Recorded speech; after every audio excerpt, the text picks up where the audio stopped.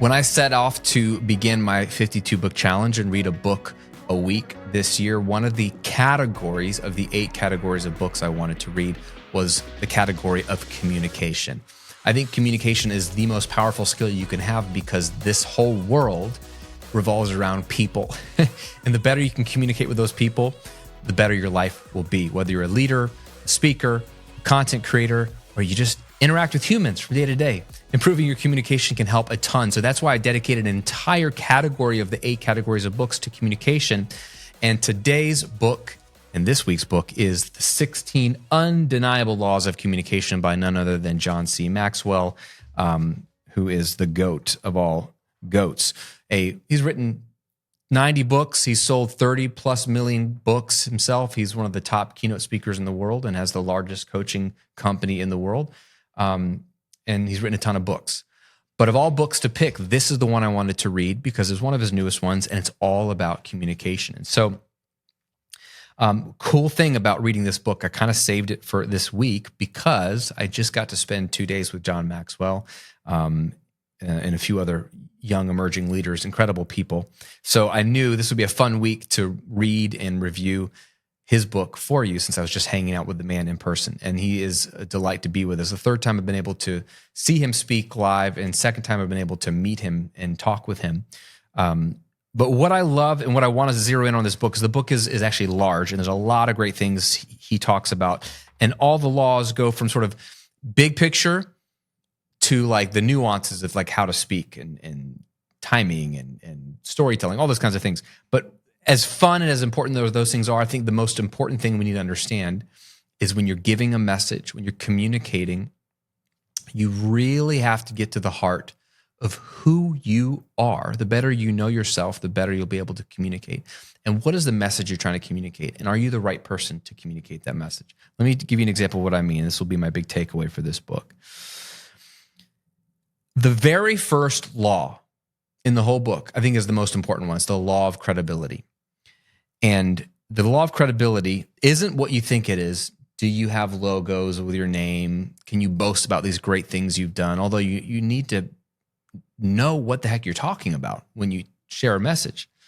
But really, the credibility comes with knowing yourself deeply and then believing the message that you're sharing deeply, which is going to eliminate a lot of messages that you could share, whether you're in a business or on a stage as a speaker or writing a book. But what I love so much is inside of this law of credibility, he has this golden line of sort of self-awareness that I actually have written about in my new book, Rebel, Find Yourself by Not Following the Crowd.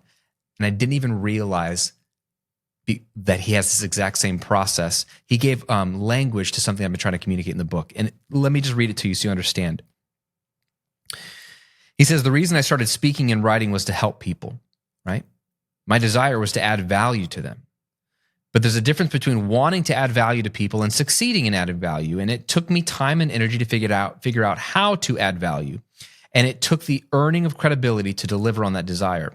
I want to share with you what that process looked like for me because I believe it'll help you too. Here's his process from gaining credibility. Check this out.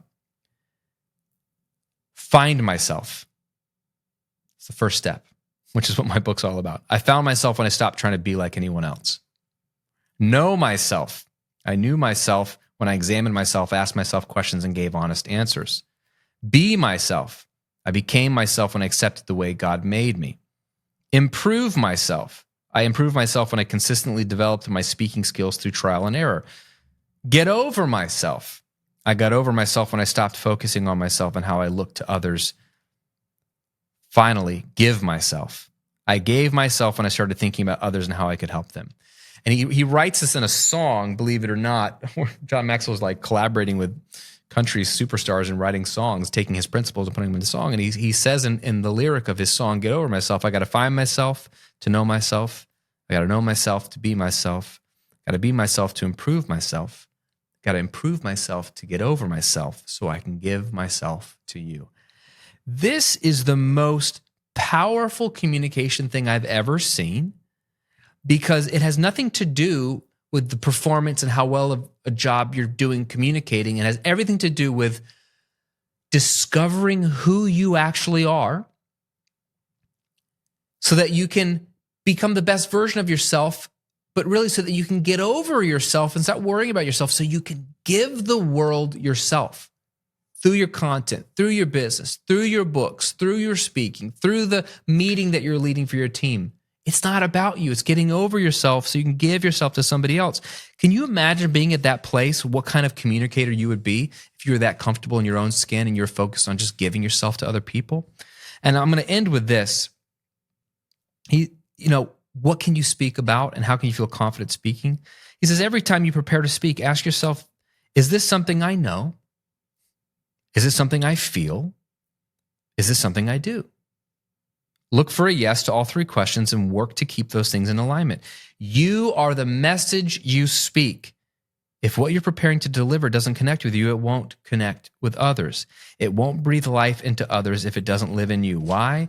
Because your most effective message is the one you live. All right, John. So, my friend, what message are you meant to share with the world? It's probably not something you just come up with. It's probably the thing you've been living, experiencing, the pain, the joys, the highs, the lows, all of it.